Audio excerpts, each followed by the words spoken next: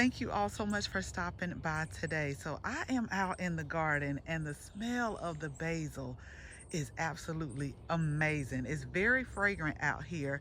But one of the things that I wanted to do is share with you some of the ways that I use like my garden herbs.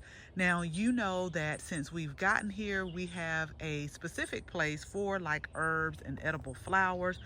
But since we're planting tomatoes and we have tomatoes growing, I always like to surround my tomatoes with basil.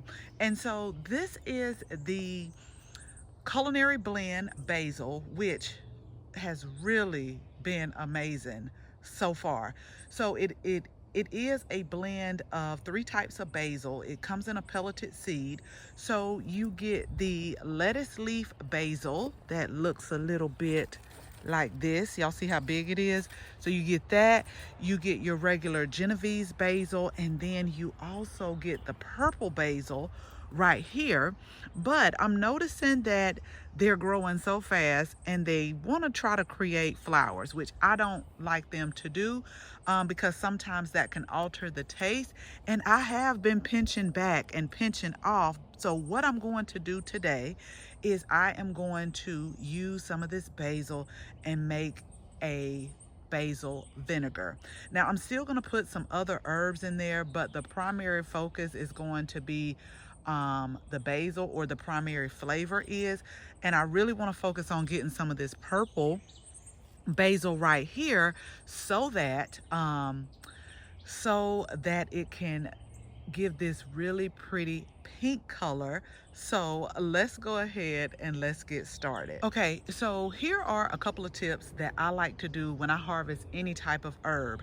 So the sun is out, but it's still early in the morning. I like to harvest my herbs early in the morning, kind of after the dew has dried on the plants, or either late in the evening, because if you harvest them midday, some of the essential oils from the herbs evaporate, so it may not be as strong of a flavor as you want it. So we're going to go ahead and harvest it now, and we're going to wash and dry it. And also what I like to do is when I do clip, I like to clip where there are two around a leaf node, or you see how you got 2 little small leaves coming. So I'm just going to take this whole stem off, and then we're going to wash and dry it. But again, I really want to focus on getting some of the purple basil, but we're going to get all 3 types. I think I'm going to leave most of the lettuce leaf basil because I do like to use the fresh basil when I make salads.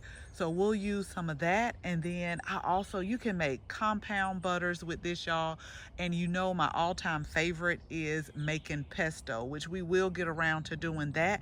But I want to go ahead and get this basil to start infusing in the vinegar. And there are a couple of ways you can do it, but we're going to take the longer and the slower way, which is letting it infuse for about 4 to 6 weeks just in a mason jar. So let me go ahead, let me clip some of this basil. I am probably going to get about at least a cup of fresh basil. And again, I have some dry herbs, so we're going to put a little rosemary, some oregano, some thyme, and some parsley in there to infuse, but I do want the predominant flavor to be basil.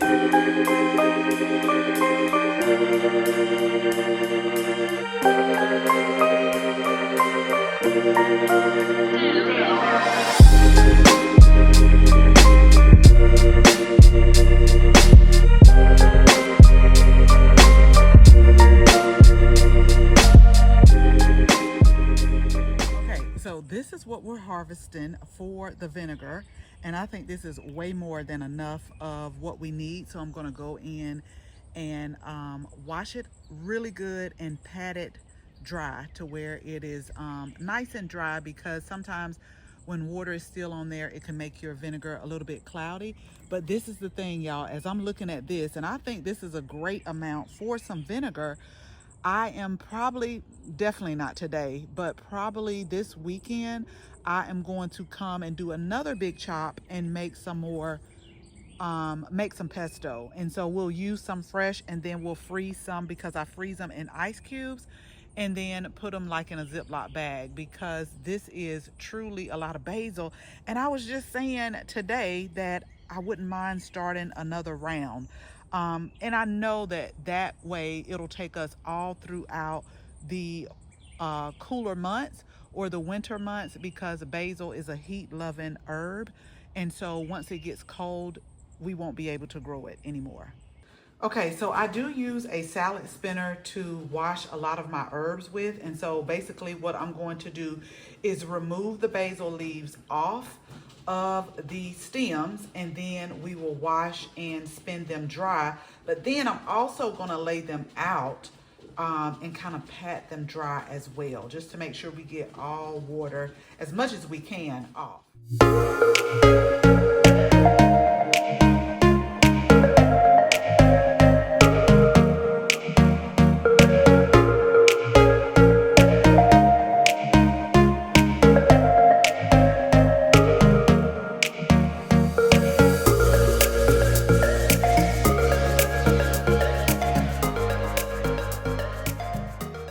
Okay, so let me show you what we're gonna use for our vinegar, because y'all, I'm supposed to be doing something totally different. And this is how I get pushed back. I'm not doing what's on my list, but I just could not continue to look at how beautiful that basil was out there. So at first I was gonna use all of the basil, and then I was like, you know what? Just save a little bit for some fresh salads. So we got some basil. I'm gonna roughly chop that up. And y'all know with my herbs, I like to dry them and I store them in jars. So we're gonna use some thyme, some parsley, some rosemary, some oregano. And y'all, the other day, I pulled up some garlic. Now, when I first got here, I just put a few cloves down from some organic garlic that I got from the farmer's market. So I didn't grow a lot, but I grew enough. I would say probably about whatever a whole bulb, how many ever cloves that had, that's what I put in the ground.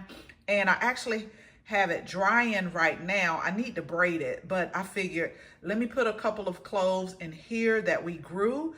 So I'm gonna do that and rewash off my cutting board. But I've sanitized my jars, and I'm using white wine vinegar. I'm going to put everything in the jar and then pour the vinegar over it. So y'all, not only does it look so pretty to me, I hope you all can see, it smells so good. So since I want the basil to be the highlight of this vinegar, I use like a teaspoon of parsley, a teaspoon of oregano, a teaspoon of thyme, and just a little bit of rosemary, because rosemary can sometimes be very overpowering. And so now I'm just gonna take this white wine vinegar right here, pour it over, but make sure you stick around, because I'm gonna tell you the key thing you need to do when dealing with vinegar in mason jars. I hope y'all can see over on this side, because y'all, sometimes I gotta ask myself, what are you doing? Why is it taking you so long? And why are you making such a mess that I need to clean up? But I wanted to share with you already. Do you see how the color changes are? So this was just some basic white wine vinegar, but with the beautiful purple basil, it is really going to be good. But this is what I wanted to tell you. So you always want to make sure that the herbs are below the liquid. So I'm going to add just a little bit more liquid and just really make sure they're submerged. Now, I'm not finna sit up here and lie to y'all and say I'm gonna check it every day, but I'll check it every few days and just kind of shake it and turn it a bit. But the main thing when you're dealing with vinegar and you're dealing with these metal tops is you want to line it with some parchment paper so that the acidity in the vinegar doesn't corrode the top. So I'm just going to cut a piece out that is wide enough to fit on the top, and then I'm going to screw it on. And like I said, maybe every couple of days, 2 or 3 days, I'll go down, I'll check it, I'll make sure the liquid is good, and then probably in about 4 weeks this will have infused. It will be so good, and so I can make me any type of dressing that I want to with this infusion of the different herbs. Okay, y'all thought I was gonna forget, and I almost did. Yes, I did. But it's so important to label, and I told y'all that's one of the things that I have to get better about, even when it comes like to planting things. But I know I'll be making other infused vinegars with different herbs, so it was important for me to remember to label it, y'all. So we are just going to place this. I have a place that I'm going to place it in the basement, where I place all of my herbs that I'm drying, or if I'm infusing anything. So I have this one little place, and again, I'll put it there. I will check on it every few days.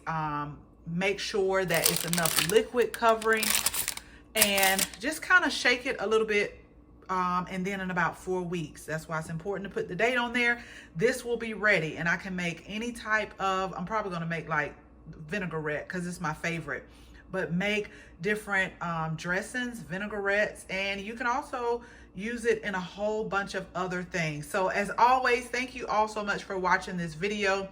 Make sure you share this video with your family and your friends. And if you're not a subscriber, go ahead, tap the subscribe button. Make sure you tap the bell so that you can receive notification each and every time we upload a new video. Again, thank you all so much for watching. And until the next video, bye-bye.